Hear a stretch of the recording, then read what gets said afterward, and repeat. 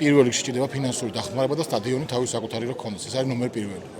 უფრო პირველ რიგში ჭირდება ფინანსურად რომ დაუდგნენ გვერდში, ბიზნესმენები იქნება, სახელმწიფო იქნება, ფედერაცია იქნება, მნიშვნელობა და მარტო თელავს არა, ბათუმის იგივე მდგომარეობაში და სხვა ამ ათეულის გუნდებს ზოგადად პრობლემა აქვს ფინანსურად და ამ მდგომარეობამ გამოიყვანონ წესით. სხვანაირად ალბათ ძალიან ცუდი ამბავი მოხდება. კახეთს აყავს ორი გუნდი და ორივე საშიშროების ქვეშ არის რომ გავარდეს. მთავრობამ და ბიზნესმენებმა უნდა გამოიღვიძონ რომ დაგვეხმარონ რამენაირად. ჩემი აზრი ისაა რომ ბავშვთა ფეხბურთს არ მიხედავს არასდროს არ ხედავენ რაღაც მომენტებში თითქოს სეგმენტულად რაღაცებს აქცევენ ყურადღებას, მაგრამ თლიანობაში ბავშვთა ფეხბურთს თუ არ მიხედავს აზრი არ აქვს რა. ეს ყველაფერი არის ბლეფი.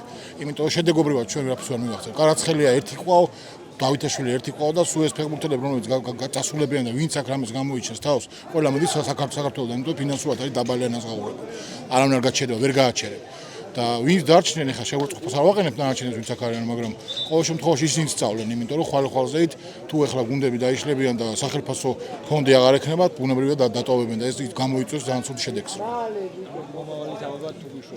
ერთადერთი არის მომავალი, სხვა გამოსავალი ახლა ამ მოცემულობით, რასაც მე უყურებ ყოველ შემთხვევაში გამორიცხულია და იმ მომავალსაც სწორი მიდგომა უნდა, რაღაცა პროგრამა უნდა არსებობდეს, იმ პროგრამის მიხედვით იზრდებოდნენ მთლიან საქართველოში და ამ პროგრამის გათვალისწინებით მე იზრდებოდნენ ნაკრებისთვის და მე მგონი ეს პროგრამა არ არსებობს, ყოველ შემთხვევაში მე არ გამიგია რომ არსებობს. სრული ვიდეო ნახე Newsmakers-ის YouTube არხზე. თუ მოგეწონა ეს ვიდეო, დაალაიქე და გამოიწერე არხი, რომ არ გამოგჩეს შემდგომი საინტერესო სიახლეები.